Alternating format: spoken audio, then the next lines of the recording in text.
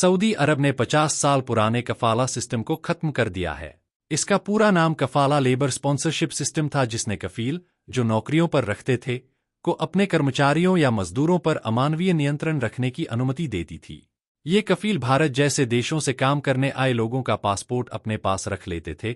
वही यह फैसला लेते थे कि ये कर्मचारी अपनी नौकरी कब बदल सकते हैं या कब देश छोड़ सकते हैं। अब यह कफाला सिस्टम ही खत्म हो गया है।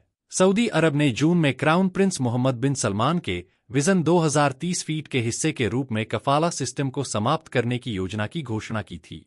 सऊदी विदेशी निवेश को लाने के लिए अपने देश की छवि को साफ करना चाहता है और उसके लिए ही उसने विजन 2030 के नाम से एक बहुखर्ब डॉलर की योजना शुरू की है।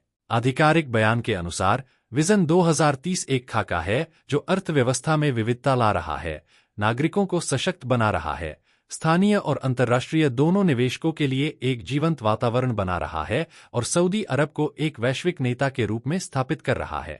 यह सुनिश्चित करने के लिए कि आने वाले मजदूरों से अर्थव्यवस्था चरमरा न जाए, उन सभी को कफाला से बांध दिया गया जो उनके स्पॉन्सर के रूप में काम करने वाला एक व्यक्ति या फर्म हो सकता था। इस स्पॉन्सर को विदेशी कर्मचारी पर हर तरह का कंट्रोल दे दिया गया था। यह स्पॉन्सर इन मजदूरों या कर्मचारियों के जीवन को नियंत्रित करता था। वो कैसे काम करेंगे इसके संबंध में निर्णय लेना, उनकी मजदूरी चुराना और यहाँ तक कि यह तय करना भी शामिल था कि वे कहाँ रह सकते हैं। इन मजदूरों के पास अपने खिलाफ हो रहे दुर्व्यवहार को अनुमति देने के अलावा कोई चारा भी नहीं था।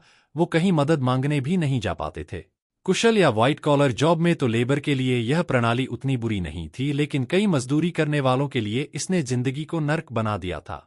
1950 के दशक में शुरू किए गए इस कफाला सिस्टम का उद्देश्य भारत और अन्य दक्षिण पूर्व एशियाई देशों से आने वाले कुशल और अकुशल विदेशी मजदूरों को कंट्रोल करना था।